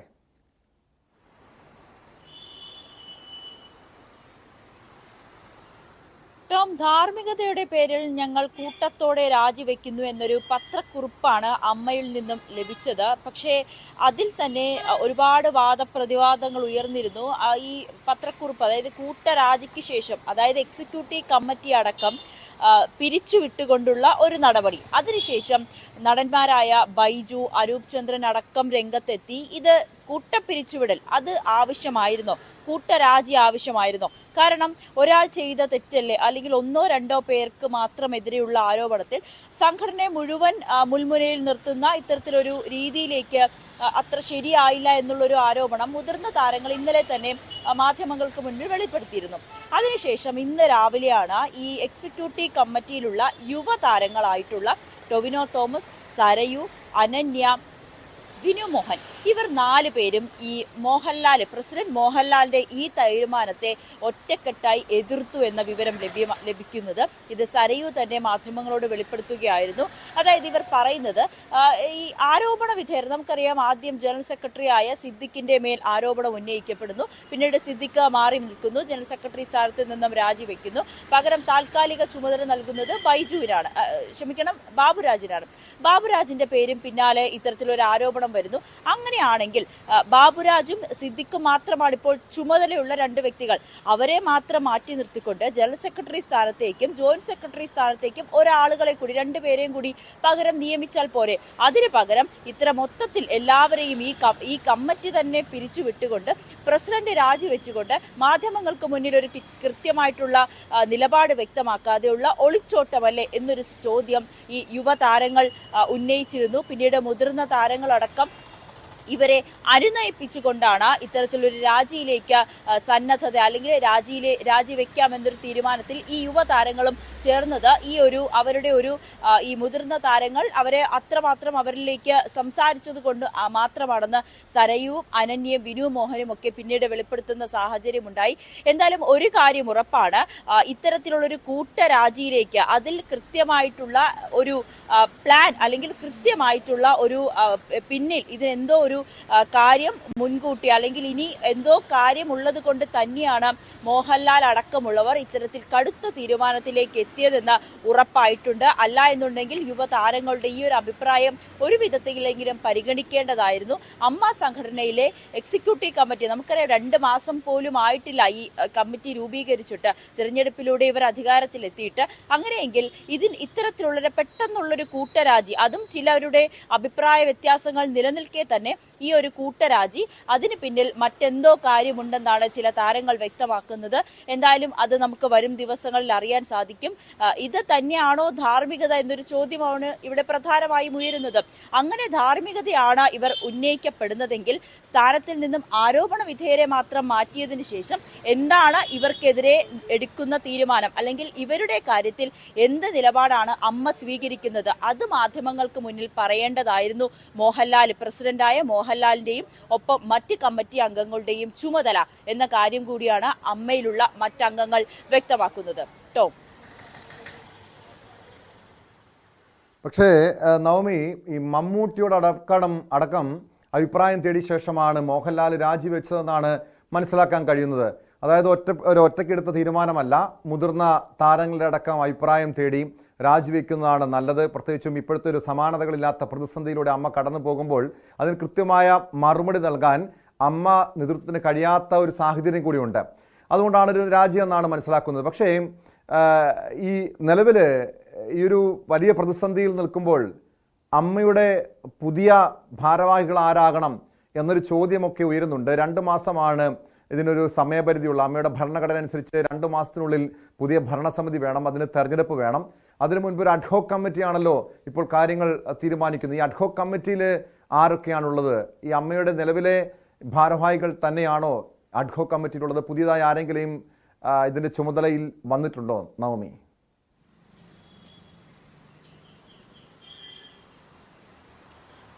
മോഹൻലാൽ ഇന്നലെ തന്നെ ആ യോഗത്തിൽ പറഞ്ഞിരുന്നു, മമ്മൂട്ടി അടക്കമുള്ള മുതിർന്ന താരങ്ങളുടെ ഒക്കെ അഭിപ്രായം തേടിയിരുന്നു. മമ്മൂട്ടിയുടെ നിർദ്ദേശത്തെ തുടർന്നാണ് ഇത്തരത്തിലൊരു കൂട്ടരാജി, പ്രസിഡന്റ് സ്ഥാനം മാത്രം രാജിവെക്കേണ്ട, അല്ലെങ്കിൽ ഈ ഒരു കമ്മിറ്റി തന്നെ പിരിച്ചുവിട്ടുകൊണ്ടുള്ള കൂട്ടരാജിയിലേക്ക് നീങ്ങാൻ. കാരണം ഇത്രയും വലിയൊരു ആരോപണം മോഹൻലാൽ തലപ്പത്തെത്തിയതിനു ശേഷം ഇത്ര വലിയൊരു ആരോപണം ഉണ്ടാകുമ്പോൾ അത് വളരെയേറെ വിഷമിപ്പിച്ചു എന്നുകൂടി മോഹൻലാൽ പറയുന്ന ഒരു സാഹചര്യമുണ്ടായി. എങ്കിൽ പോലും യുവതാരങ്ങളാണ് അവർ പറയുന്നത് ഇങ്ങനെ ഒരു തീരുമാനത്തിലേക്ക് എത്തുന്നത്. അമ്മ സംഘടനയെ ഒന്നടങ്കം ഒരു ചോദ്യമുനയിലേക്ക് അല്ലെങ്കിൽ ഇത്തരത്തിലൊരു ആരോപണങ്ങളിലേക്ക് നിർത്തിക്കൊണ്ടുള്ള ഒരു മുങ്ങലല്ല, അല്ലെങ്കിൽ അത്തരത്തിൽ മാധ്യമങ്ങൾക്ക് മുന്നിൽ കൃത്യമായിട്ടുള്ളൊരു മറുപടി പറയാതെയുള്ള ഒളിച്ചോട്ടമല്ലേ എന്നൊരു കാര്യമാണ് ഈ യുവതാരങ്ങൾ ഉന്നയിക്കുന്നത്. സംഘടനയിലുള്ള മറ്റാളുകളും അത് തന്നെയാണ് ഉന്നയിക്കപ്പെടുന്നത്. ഈ ഒരു ചില വ്യക്തികൾക്ക് എതിരെയുള്ള ആരോപണത്തിൽ ഒരു സംഘടനയിലെ മെമ്പർ അല്ലെങ്കിൽ ഒരു കമ്മിറ്റിയിലെ മുഴുവൻ ആളുകളും രാജിവെച്ചുകൊണ്ടുള്ള ഒരു തീരുമാനം അത് ശരിയായില്ല എന്ന് പറയുന്നുണ്ട്. മറ്റൊരു കാര്യം, 2 മാസത്തിനുള്ളിൽ തന്നെ അടുത്ത തിരഞ്ഞെടുപ്പ് നടക്കുമെന്നാണ് വ്യക്തമാകുന്നത്. പക്ഷെ അത് എപ്പോഴാണെന്ന് അറിയില്ല. ചിലപ്പോൾ ഈ ഹൈക്കോടതി ഈ ഹേമ കമ്മിറ്റി റിപ്പോർട്ടിൽ ഈ ആരോപണ വിധേയരുടെ പേരുകളുമായി ബന്ധപ്പെട്ട ഒരു വെളിപ്പെടുത്തണമെന്ന് ആവശ്യപ്പെട്ട ഒരു ഹർജി നിലനിൽക്കുന്ന സാഹചര്യത്തിൽ അതിലെ ഒരു തീരുമാനം അല്ലെങ്കിൽ ഹൈക്കോടതിയുടെ ഒരു ഉത്തരവിന് ശേഷമായിരിക്കും പുതിയ അംഗങ്ങളെ അല്ലെങ്കിൽ പുതിയ ഒരു പാനലിനെ തിരഞ്ഞെടുക്കുക എന്നൊരു തീരുമാനത്തിലേക്ക് അമ്മ കടക്കുകയുള്ളൂ എന്നാണ് ഇപ്പോൾ അറിയാൻ സാധിക്കുന്നത്. എന്തായാലും അമ്മ സംഘടനയെ സംബന്ധിച്ച് വലിയൊരു പ്രതിസന്ധിയിലേക്ക് ഇപ്പോൾ പൊക്കോണ്ടിരിക്കുകയാണ്. ഈ അഡ്കോ കമ്മിറ്റി എന്ന് പറഞ്ഞാൽ അതായത് നിലവിലുള്ള അംഗങ്ങൾ തന്നെ, അതായത് എക്സിക്യൂട്ടീവ് കമ്മിറ്റി അംഗങ്ങൾ തന്നെയാണ് ഈ കമ്മിറ്റിയിലും ഉള്ളത്. അവർക്ക് പക്ഷേ താൽക്കാലിക ചുമതലയാണ്. അവർ കൈകാര്യം ചെയ്യുന്നത് ഈ 1-ാം തീയതി ഈ സംഘത്തിലെ അംഗങ്ങൾക്ക് നൽകുന്ന കൈനീട്ടവും അതോടൊപ്പം തന്നെ ചില സാമ്പത്തിക സഹായവും, ചില ചികിത്സയിലുള്ളവർക്കും മറ്റുമൊക്കെയായിട്ട് സാമ്പത്തിക സഹായമൊക്കെ ചെയ്യുന്നുണ്ട്. അതിനു വേണ്ടിയിട്ട് മാത്രമാണ് ഈ ആളുകളെ നിയോഗിച്ചിരിക്കുന്നത്. ഈ എക്സിക്യൂട്ടീവ് കമ്മിറ്റിയിലുള്ള ആളുകൾ തന്നെയായിരിക്കും അത് നോക്കുക. പക്ഷെ മറ്റ് കാര്യങ്ങളിൽ അല്ലെങ്കിൽ മറ്റ് ഭാരവാഹിത്വത്തിലോ അല്ലെങ്കിൽ മറ്റ് കാര്യങ്ങളിലൊന്നും ഇവരായിരിക്കില്ല തീരുമാനമെടുക്കുക. അത് ഇനി ചേരുന്ന പുതിയ കമ്മിറ്റി ആയിരിക്കും, പുതിയ ആളുകളായിരിക്കും. പക്ഷെ അതിന്റെ തലപ്പത്തേക്ക് ആര് വരണമെന്നൊരു ചോദ്യമാണ് മറ്റൊന്നായി പ്രധാനമായും ഉന്നയിക്കപ്പെടുന്നത്. ഒന്നാമത് ജനറൽ സെക്രട്ടറി സ്ഥാനം, പ്രസിഡന്റ് സ്ഥാനം, ഒപ്പം ഈ ഇത്തരത്തിലുള്ളൊരു നവമി സൂചിപ്പിച്ചതുപോലെ അമ്മയിൽ ഭിന്നത ഉണ്ടായിരുന്നു ഈ രാജിയുമായി ബന്ധപ്പെട്ട്.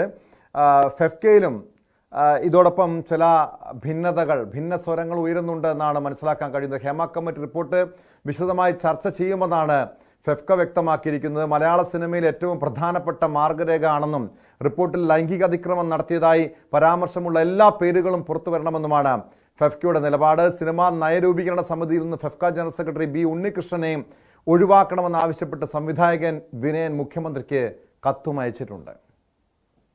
അല്ല, മുഖ്യമന്ത്രിയുടെ ആവശ്യപ്പെട്ടത് നിങ്ങൾക്കൊക്കെ അറിയാവുന്ന കാര്യമാണ്. എന്നെ ഇവിടെ ഈ മാക്ട ഫെഡറേഷൻ എന്ന് പറയുന്ന സംഘടന തകർത്തതിന് ശേഷം എന്നെ 12 വർഷത്തോളം ഇവിടുത്തെ സിനിമ സംഘടനകളെല്ലാം കൂടി ചേർന്ന് വിലക്കി നിർത്തിയ കാര്യമൊക്കെ. അപ്പം അതില് ഞാനത് കോമ്പറ്റീഷൻ കമ്മീഷനിൽ പോയിരുന്നു. അതിനകത്ത് അമ്മ എന്ന സംഘടനയ്ക്കും ഫെഫ്ക എന്ന സംഘടനയ്ക്കും അതിന്റെ ഭാരവാഹികൾക്കുമൊക്കെ കോമ്പറ്റീഷൻ കമ്മീഷൻ ഫൈൻ അടിച്ചിരുന്നു. അവര് തെറ്റ് ചെയ്തു, അവര് തൊഴിൽ നിഷേധം നടത്തി എന്ന് വ്യക്തമായിട്ട് പറഞ്ഞിട്ടാണ് ഫൈൻ അടിച്ചത്. അവിടെ ഏറ്റവും വലിയ ശിക്ഷയൊക്കെ ഫൈനൊക്കെയാണ്, അല്ലാതെ ജയിൽ ശിക്ഷയൊന്നുമല്ല. അപ്പോൾ അങ്ങനെ അത് അവര് സുപ്രീം കോടതി ചലഞ്ച് ചെയ്തു. സുപ്രീം കോടതി ആ ശിക്ഷ ശരിവെച്ചു. അങ്ങനെ 2020 സുപ്രീം കോടതി എന്നുള്ള വിധിയുണ്ടായി. അങ്ങനെ ഒരു കുറ്റവാളിയാണെന്ന് സുപ്രീം കോടതി കണ്ടെത്തിയ ഒരു വ്യക്തി നയരൂപീകരണ സമിതിയിൽ ഇരിക്കുന്നത് ശരിയല്ല എന്ന് എനിക്ക് തോന്നി. അങ്ങനെ അതിനെതിരെ പ്രതികരിച്ചില്ലെങ്കിൽ പിന്നെ ഞാൻ ഈ നടത്തിയ ഫൈറ്റിൽ നിന്നും ഒരർത്ഥമില്ലാതാകുമല്ലോ. അതുകൊണ്ട് ഞാൻ അത് ബഹുമാന്യായ മുഖ്യമന്ത്രിയെ ബോധ്യപ്പെടുത്തിയിരിക്കുകയാണ്. അദ്ദേഹം ഒരു നടപടി എടുക്കുമെന്നാണ് എന്റെ വിശ്വാസം. നവമി ദിനേശിലേക്ക്. നവമി, ഈ സംവിധായകർ തുളസിദാസ് ഉൾപ്പെടെയുള്ള സംവിധായകർക്കെതിരെയും ആരോപണം ഉയർന്നിരുന്നു. അതുപോലെ നിരവധി സംവിധായകർ ആരോപണ നിഴലിലുണ്ട്, സംശയ നിഴലിലുണ്ട്. പക്ഷെ എന്തുകൊണ്ടാണ് ഈ ഫെഫ്ക അവരെ ആരെയും സംരക്ഷിക്കാതെ എല്ലാ പേരുകളും, ഈ ഹേമ കമ്മിറ്റി റിപ്പോർട്ടിലുള്ള എല്ലാ പേരുകളും പുറത്തു വരണമെന്നൊരു നിലപാട് സ്വീകരിച്ചിരിക്കുന്നത്? അത് ഒരു പരിധിവരെ ഫെഫ്കയുടേത് മാതൃകാപരമായിട്ടുള്ളൊരു നിലപാട് തന്നെയാണ്. അമ്മ ഈ ആരോപണ വിധേയരെ സംരക്ഷിക്കാൻ ശ്രമിക്കുമ്പോൾ, സർക്കാർ പോലും സംരക്ഷിക്കാൻ ശ്രമിക്കുമ്പോൾ ഫെഫ്ക മറിച്ചൊരു തീരുമാനം, ഒരു നിലപാട് സ്വീകരിക്കാനുള്ള കാരണം എന്താണ്? ഈ ഫെഫ്കയിൽ ഈ വിഷയവുമായി ബന്ധപ്പെട്ട് വലിയ രീതിയിൽ ഭിന്നതയുണ്ട് എന്ന് തന്നെ മനസ്സിലാക്കണോ?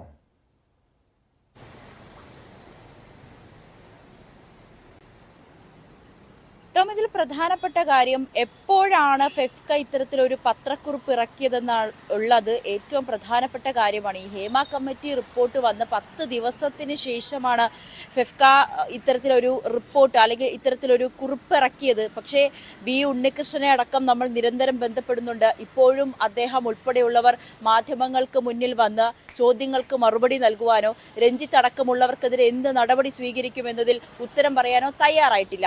ഇത് തീർച്ചയായും ഇത്തരത്തിൽ പെട്ടെന്നൊരു പത്രക്കുറിപ്പ് ഇറക്കാൻ ഫെഫ്കയ്ക്ക് നിർബന്ധിതരാകുകയായിരുന്നു. കാരണം നമുക്കറിയാം, കഴിഞ്ഞ ദിവസം ഇന്നലെ വൈകുന്നേരം അമ്മയിലെ കൂട്ടരാജി, അത് ചെറിയ രീതിയിലെങ്കിലും ഫെഫ്കയെ ഭയപ്പെടുത്തിയിട്ടുണ്ടെന്ന് ഉറപ്പാണ്. അതുകൊണ്ട് തന്നെയാണ് ഞങ്ങൾ ആരോപണ വിധേയരെ സംരക്ഷിക്കില്ല എന്നുള്ളൊരു നിലപാടെടുത്തുകൊണ്ട് ഫെഫ്ക ഇപ്പോൾ രംഗത്തെത്തിയത്. പക്ഷെ അതിൽ എത്രമാത്രം വസ്തുതയുണ്ടെന്ന് ഇപ്പോഴും അറിയില്ല. കാരണം അങ്ങനെയാണെങ്കിൽ രഞ്ജിത്തിനെതിരെ എന്ത് നടപടി സ്വീകരിക്കും, അല്ലെങ്കിൽ രഞ്ജിത്തിനെതിരെ എന്താണ്, രഞ്ജിത്തിനെ ഏത് വിധത്തിലാണ് ഇവർ സംരക്ഷിക്കുകയോ അല്ലെങ്കിൽ തള്ളിപ്പറയുകയോ ചെയ്തിട്ടില്ല. അങ്ങനെയെങ്കിൽ ഈ ഫെഫ്കയുടെ ഒരു ഇരട്ടത്താപ്പായി കരുതാൻ പാടില്ല എന്നുള്ളൊരു ചോദ്യമാണ് ഇവിടെ പ്രധാനമായും ഉന്നയിക്കപ്പെടുന്നത്. എന്തായാലും ഫെഫ്കയുടെ പത്രക്കുറിപ്പ് ഇറക്കിയിരിക്കുന്നു. അതിനനുസരിച്ച് ഈ ആരോപണ വിധേയരെ സംരക്ഷിക്കില്ല, അമ്മയിലെ ഈ കൂട്ടരാജി അല്ലെങ്കിൽ അമ്മയുടെ നിലപാടിനെയൊക്കെ സ്വാഗതം ചെയ്യുന്നു എന്നുള്ളൊരു നിലപാടാണ് ഫെഫ്ക അറിയിച്ചിരിക്കുന്നത്. പക്ഷേ ബി ഉണ്ണികൃഷ്ണൻ ഇപ്പോഴും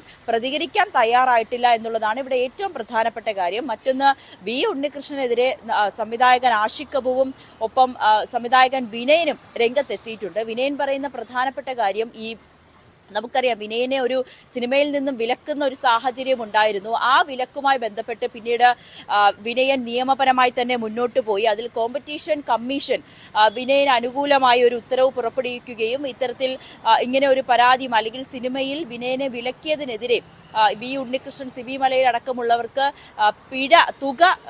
പിഴയായി ഈടാക്കണം എന്നാവശ്യപ്പെടുകയും ചെയ്തിരുന്നു. പക്ഷേ ആ തുക ഇപ്പോഴും ലഭിച്ചതുമില്ല. മറ്റൊന്ന്, ഇപ്പോഴും അവർ ആ സ്ഥാനത്ത് തന്നെ തുടരുകയാണ്. അങ്ങനെ വലിയ ഒരു കുറ്റകൃത്യം, അതായത് സുപ്രീം കോടതിയിൽ വരെ വിനയൻ പോയതാണ്. സുപ്രീം കോടതിയിൽ നിന്നും വിനയന് അനുകൂലമായിട്ടുള്ളൊരു നിലപാടാണ് ലഭിക്കുകയും ചെയ്തത്. അങ്ങനെ ആരോപണ വിധേയരായ അല്ലെങ്കിൽ മറ്റൊരു കേസുമായി ബന്ധപ്പെട്ട് വി ഉണ്ണികൃഷ്ണന്റെ നിലപാടുകൾ തെറ്റാണെന്ന് സുപ്രീം കോടതി വരെ ഉത്തരവ് എത്തിയിരിക്കുന്ന സാഹചര്യത്തിൽ എന്തുകൊണ്ടാണ് വി ഉണ്ണികൃഷ്ണനെ ഇപ്പോഴും ഈ സ്ഥാനത്ത് തുടരുന്നത്? അത് അർഹനല്ലല്ലോ അദ്ദേഹം എന്ന് പറഞ്ഞുകൊണ്ടുള്ള ഒരു പരാതിയാണ് ഇപ്പോൾ മുഖ്യമന്ത്രി പിണറായി വിജയന് നൽകിയിരിക്കുന്നത്. ഒപ്പം വി ഉണ്ണികൃഷ്ണനെ കേരള സർക്കാരിന്റെ സിനിമാ നയ രൂപീകരണ സമിതിയിൽ നിന്നും ഒഴിവാക്കണമെന്ന് വിനീതമായി അഭ്യർത്ഥിക്കുന്നു എന്നുകൂടി വിനയൻ ഈ കത്തിൽ ആവശ്യപ്പെടുന്നുണ്ട്. തീർച്ചയായും ഈ ആരോപണ വിധേയരായിട്ടുള്ളവരെ സിനിമാ നയരൂപീകരണ സമിതിയിൽ നിന്നും ഒഴിവാക്കണമെന്ന ആവശ്യം പല കോണുകളിൽ നിന്നും ഉയരുന്നുണ്ടത്. സർക്കാർ അനുകൂല സംഘടനകളും അതോടൊപ്പം പ്രതിപക്ഷവും ഈ വിഷയം ഉയർത്തുന്നുണ്ട്. ഇനി എന്ത് നടപടിയായിരിക്കും ഈ വിഷയത്തിൽ സ്വീകരിക്കാൻ പോവുക? സർക്കാരിൻ്റെ ഭാഗത്തുനിന്ന് ഈ ഹേമ കമ്മിറ്റി റിപ്പോർട്ടുമായി ബന്ധപ്പെട്ട കാര്യങ്ങൾ കോടതിയെ ഇനി അറിയിക്കേണ്ടതുണ്ട്. അതിനു മുൻപ് ഈ പരാതികളുമായി ബന്ധപ്പെട്ട് സിനിമാ മേഖലയിലെ ലൈംഗിക പീഡന പരാതികളുമായി ബന്ധപ്പെട്ട് പോലീസ്, സർക്കാർ എന്ത് നടപടി സ്വീകരിക്കും എന്നതാണ് ഇനി ശ്രദ്ധേയമായിട്ടുള്ള കാര്യം. ഇപ്പോൾ അന്വേഷണ സംഘം വിവിധ ഇടങ്ങളിൽ തിരുവനന്തപുരത്തും കൊച്ചിയിലുമായി പരാതിക്കാരുടെ മൊഴി രേഖപ്പെടുത്തുന്നു. അതിനുശേഷമായിരിക്കും കേസ് ഉൾപ്പെടെയുള്ള ഈ ആരോപണ വിധേയരായിട്ടുള്ളവർക്കെതിരെ കേസെടുക്കണമെന്ന കാര്യം തീരുമാനിക്കുക. സ്പോട്ട് ലൈവിലേക്ക് മടങ്ങിയെത്താം ഇടവേളയ്ക്ക് ശേഷം.